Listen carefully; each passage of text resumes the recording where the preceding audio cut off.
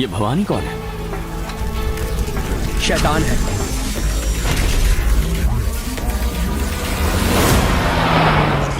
तुम्हें 2 मिनट का वक्त देता हूँ, हो सके तो मुझे मारकर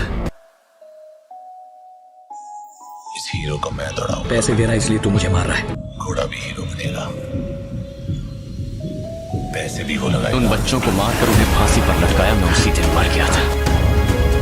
मुंबई शहर में ड्रग्स के नशे के कारण हर रोज युवाओं की मौत हो रही है। क्यों भवानी है इतना क्रूर? कौन है ये जेडी? क्या है जेडी की कहानी? क्या हुआ था भवानी के साथ? हेलो दोस्तों, मैं नितिन आपका स्वागत करता हूं बॉलीग्रैड स्टूडियोज में। अन्ना इंजीनियरिंग कॉलेज, ये कहानी है जेडी नाम के एक ऐसे टीचर की जिसे नींद की बुरी आदत है। जेडी असल में एक कॉलेज का टीचर है जिसे बच्चों को पढ़ाना काफी पसंद है और वो पढ़ाता भी अच्छा है। हालांकि उसकी सोने की बुरी आदत की वजह से उसका और उसके स्टूडेंट्स का काफी ज्यादा नुकसान होता है।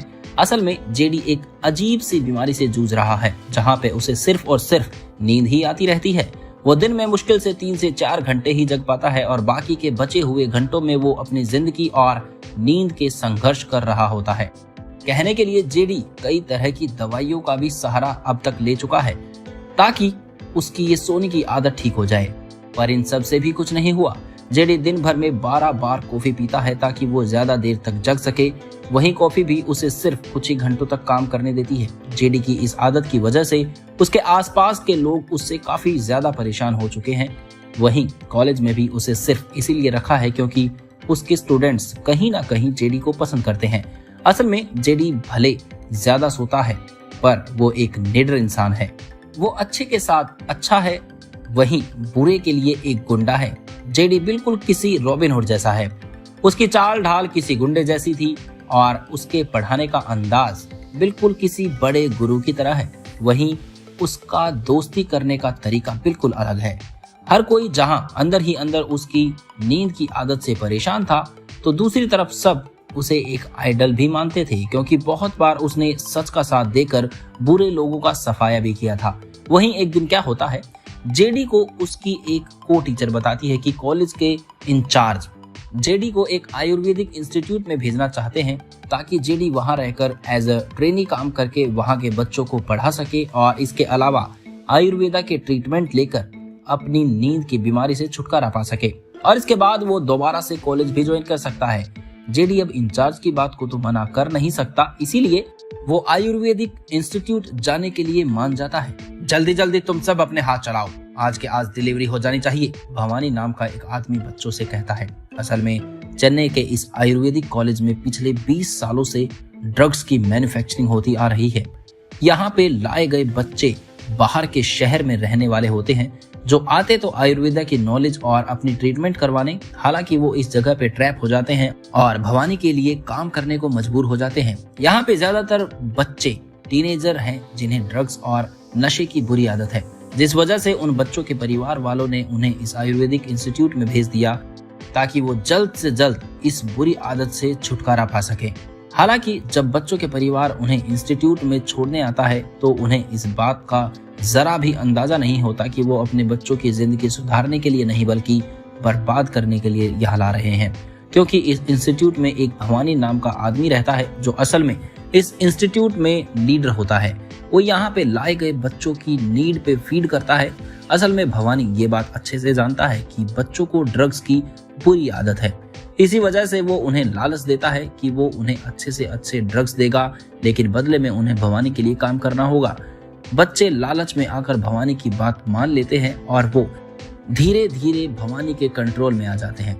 वो भी इतना ज्यादा कि वो अब इस इंस्टीट्यूट से भागने के बारे में सोच भी नहीं सकते। बच्चों को वहां पे सही से खाना नहीं दिया जाता है पर उनसे दुगना काम करवाया जाता है। बदले में सिर्फ थोड़ा सा ड्रग्स का डोज दिया जाता है ताकि बच्चे भवानी के इस गेम में बने रहे। जो होता भी था, कई बार कुछ बच्चे भागने की कोशिश भी कर चुके हैं जो सीधे अपने घर चले गए थे। हालांकि उनके माता पिता उन्हें वापस उनकी मर्जी के खिलाफ इस इंस्टीट्यूट में डाल देते हैं। बच्चे अब ना ही अपने परिवार पर भरोसा कर सकते हैं और ना ही इस इंस्टीट्यूट पे। जिन बच्चों को भागने के बाद भी उनके माता पिता वापस ले आते हैं, उन्हें भवानी काफी ज्यादा मारता है, इतना कि उनकी चीख पूरे इंस्टीट्यूट में इको हो जाती है भवानी लगातार उनसे काम करवाता रहता है, यहाँ तक कि रात में भी उन बच्चों को सोने को नहीं मिलता था, क्योंकि ज्यादातर रात में ही ये काम होता है। वहीं दूसरी तरफ इन बच्चों का इस्तेमाल भवानी अपने फायदे के लिए करता है।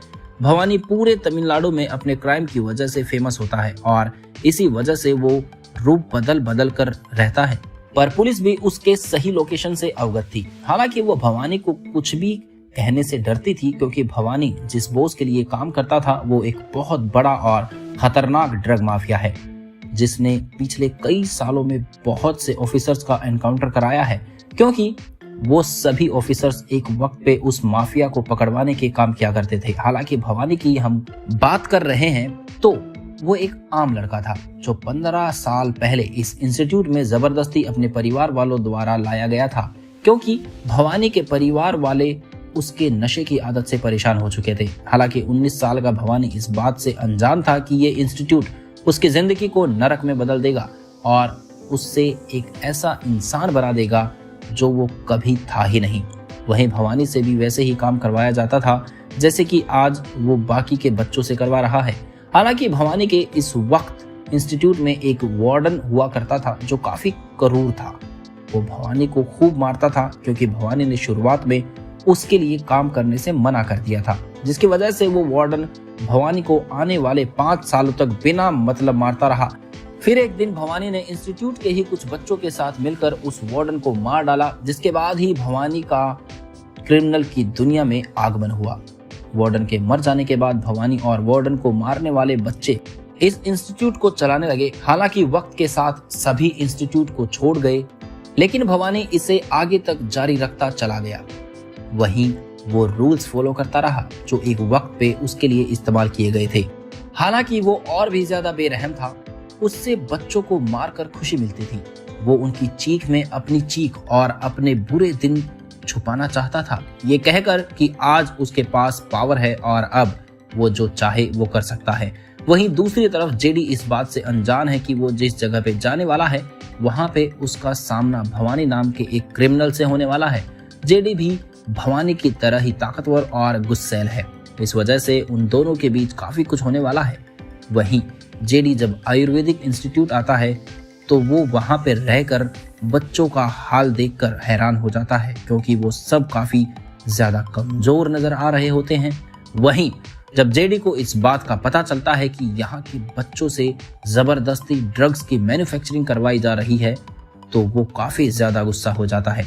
जेडी जब वहीं पे काम कर रहे एक बच्चे से इन सब बारे में पूछता है, तब उसे पता चलता है कि इन सब के पीछे किसी भवानी नाम के एक आदमी का हाथ है। हालांकि जेडी उन बच्चों को वादा करता है कि वो उन्हें इस नरक से किसी भी हाल में बाहर निकाल कर रहेगा। तो आपको क्या लगता है, जेडी उन बच्चों को निकाल पाएगा भवानी के जाल से या नहीं? तो आज के वीडियो में बस इतना ही, और अगर आपको हमारा ये वीडियो पसंद आया है तो इसे लाइक और शेयर जरूर करें। साथ ही हमारे इस चैनल को सब्सक्राइब करना ना भूलें। तो मिलते हैं फिर एक नई वीडियो के साथ बॉलीग्रेड स्टूडियोज पे। धन्यवाद।